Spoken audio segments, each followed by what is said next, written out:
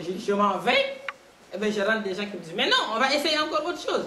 Et ils me forcent, et on va, je dis, ok, d'accord, bon, on va encore pousser un petit coup. Elle se bat contre un serpent à 3 têtes. Voilà 15 ans que Maguette Diakité se démène dans des procédures judiciaires pour faire valoir ses droits sur un terrain. Et le combat est loin d'être terminé. Le juge m'a condamné parce que j'ai traversé leur titre foncier pour avoir un accès sur la grande route. Et moi, même je disais, comme mes avocats l'ont dit, et on est parti jusqu'en cassation actuellement, le droit de servitude au Sénégal, d'après ce que j'entends par mes avocats, est une chose qui est obligatoire. Quand on est enclavé, on a le droit d'avoir une sortie sur la route.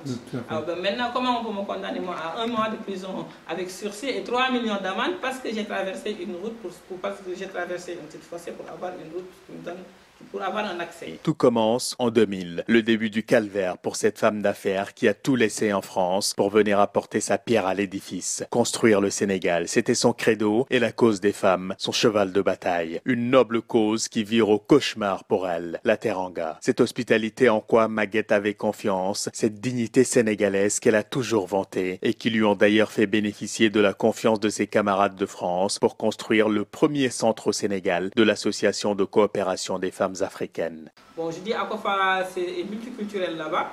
On a toute la diaspora qui est là-bas. Donc, il y avait moi qui était la présidente, mais on pouvait faire le centre au Togo, au Mali ou ailleurs. Tout à fait. Mais comme j'étais la présidente et que moi j'ai insisté à ce moment-là sur les, maintenant je dis ça, comment ça s'appelle, teranga sénégalais, l'adaptation que les immigrés, que les autres peuvent faire au Sénégal et tout, j'ai beaucoup misé sur ça.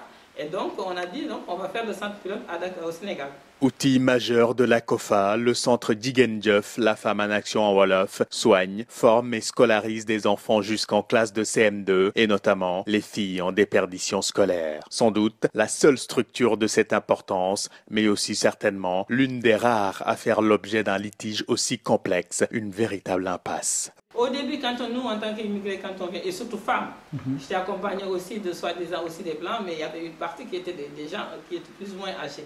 Donc quand on venait dire nos projets et dire ce qu'on voulait faire, on n'était pas prêts au sérieux. C'est des immigrés, c'est des femmes, ils parlaient, ils retournent.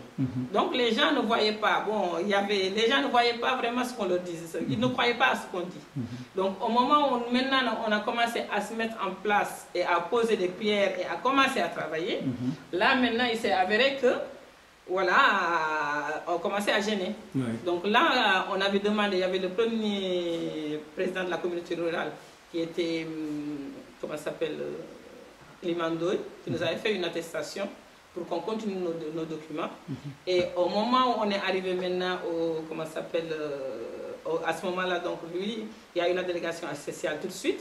Et avec l'aide de l'APIX, on a eu un délibéré de la délégation spéciale. Bon, ce délibéré-là, nous, on a continué à commencer jusqu'à avoir le COD. Et quand j'ai eu mon premier COD, comme on m'avait mis en contact avec la communauté rurale et certains responsables au niveau d'ici, le COD, c'est les premières enquêtes qu'on fait pour procéder à l'immatriculation d'un terrain. D'accord, ok. Donc, je suis parti le présenter à certains responsables d'ici. Alors maintenant, le humain est dans ce devenu fantôme. Bon,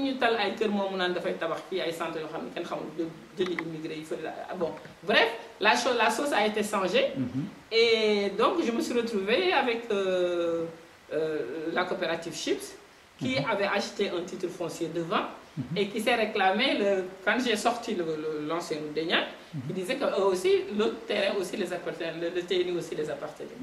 Bon, maintenant, moi j'ai un délibéré, eux aussi ils ont prévalu un délibéré. Donc on a dit on continue le truc. Donc quand on a commencé comme ça, les premiers arbres, il a commencé à avoir des petites difficultés. Quand j'ai construit la garderie, ils sont arrivés même jusqu'à casser la garderie, j'ai des photos avec moi.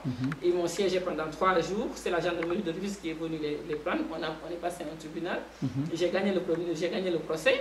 Depuis qu'on a commencé en 2005 ces problèmes-là, où on est en justice, nous on dit on suit la loi, on arrête jusqu'à... Ils ont construit une mosquée dans un terrain litigieux. Dieu témoigne.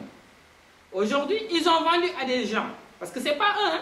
Ils ont leur titre foncier, ils habitent dedans et ils disent que le TNI, ils le prennent, ils le vendent, ils se sont morcelés, ils le vendent pour construire leur titre foncier. Depuis quand on a vu une coopérative d'habitat puisse avoir autant de terrains, un titre foncier où vous habitez, un TNI où vous vendez pour que vous puissiez construire là où vous habitez. Malgré un décret présidentiel paru au journal officiel en septembre dernier et qui lui donne le droit sur ce terrain, Maguette fait face à des contradictions judiciaires, les unes plus improbables que les autres. Elle vient d'ailleurs d'être condamnée par le tribunal hors classe de Dakar à 1 mois de prison avec sursis et une amende de 3 millions de francs CFA à verser à la coopérative d'habitat de la CIPS, avec laquelle elle est en conflit depuis plus de 15 ans. Pendant ce temps, d'autres passent derrière pour creuser leurs fondements. Une mosquée est même construite sur le même terrain, alors que la question n'est pas encore tranchée. Le juge avait dit que chacun a des papiers, donc il ne pouvait pas trancher là-dessus, c'est l'administration. Donc moi, j'avais toujours continué mes papiers et je suis partie jusqu'à avoir, avec la venue de Macky Sall, un décret présidentiel signé par le président et le Premier ministre, que j'ai fait valoir à Rufisque, que j'ai amené à Rufisque. Et maintenant, j'attendais le bornage, l'application du journal officiel, ce qui a été fait, le bornage pour que je puisse quand même rentrer en possession.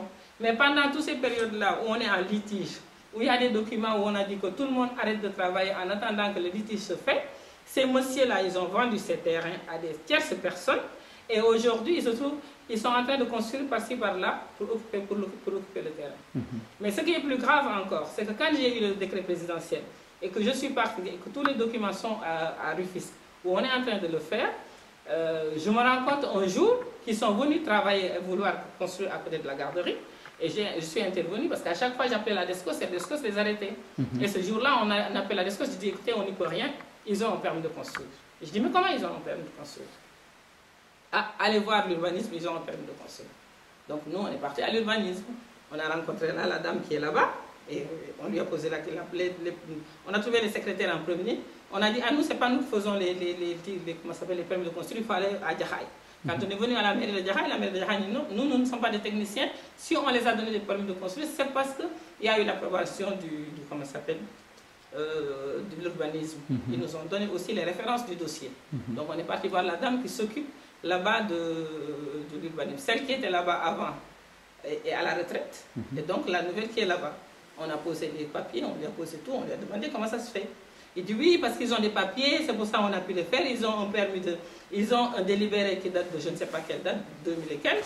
Et en même temps, ils ont aussi ils ont payé un morcellement ou je ne sais pas quoi. Et je dis mais attendez, eux ils sont venus déposer leurs documents en juin. Vous leur faites un permis de construire avec un délibéré. Pendant cette même période, nous on est venus avec un décret présidentiel pour que vous nous fassiez un permis de construire pour une école de boucherie, que vous nous avez refusé parce qu'on n'avait pas encore le bail. Alors, est-ce qu'un décret présidentiel vaut moins qu'un délibéré de la communauté rurale? Le 4 juillet 2012, la commission des opérations domaniales prononce un jugement en sa faveur. Pourtant, elle est condamnée 1 mois plus tard, le 2 août 2012. Les voilà, les 3 têtes de son serpent. Le cadastre de Pikine, le maire de Sangalkam et la présidence de la République. Entre ces 3 administrations, les jugements s'y perdent, au point que Maguette ne sait plus qui fait quoi. Contactées, les dites administrations n'ont pas répondu à nos demandes d'interview, mais face à la complexité et à la sensibilité de l'affaire, nous y reviendrons plus tard dans une enquête plus poussée, une fois que nous aurons la version des faits de tous les protagonistes. Aujourd'hui, en tout cas, Maguette se bat pour plus de justice, dit-elle, pour son pays dont elle veut encore croire à la loyauté, pour elle, pour les personnes qu'elle veut aider surtout, mais aussi pour tous les Sénégalais vivant à l'extérieur qui, comme elle, se sentent malmenés par l'administration de leur propre pays. Combien de mes consoeurs ou confrères sont venus ici, même dans nos propres parents, qu'on a envoyé de l'argent jusqu'à crever et qu'on ne trouve même pas une case qu'on nous a construite? Combien sont venus pour mettre des projets en place ici et qui finalement qui retournent dans le Kajapour là-bas et qui ne disent plus jamais? Parce que tellement il y a eu l'escroquerie, tellement qu'on est peut-être mal comme... C'est vrai que moi, au début, quand on me disait « toi, je me fâchais », mais je me rends compte quand même aussi, quand on vit quelque part très longtemps, il y a quelque chose qui déteint en soi. On n'est plus, comme je dis, on n'est plus les Sénégalais. Même si on a bon teint, on n'a plus bon accent. Donc il suffit qu'on parle pour qu'on sache que, écoute, avant que je sache déjà ce que c'est les VEF. Les VEF, c'est les voyageurs venant de France, venant d'Italie, venant de ceci, cela. Ouais, mère, c'est un VEF, ouais, qui me dit de dem. Alors, ou bien Khalis, ah, ouais, n'a pas Khalis Beitiman là. Le jour où j'ai su ce que c'est que la Khalis Beitiman, je me suis dit, mais attends, ils se foutent de nous. Notre argent est acquis. vient ici, ils peuvent s'en servir comme ils veulent et les jeter. C'est quoi ça? Est-ce qu'ils savent ce qu'on vit là où on vient?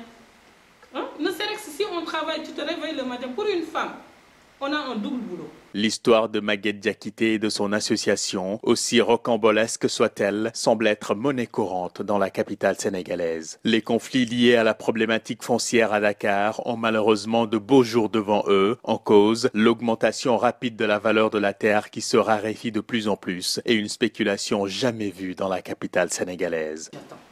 La grande question qu'on pose tout le temps, même mes gosses me le posent. Mais qu'est-ce que tu cherches? Qu'est-ce que tu attends? Un tout petit peu de justice, bon Dieu. Un peu de justice. C'est tout ce que j'attends.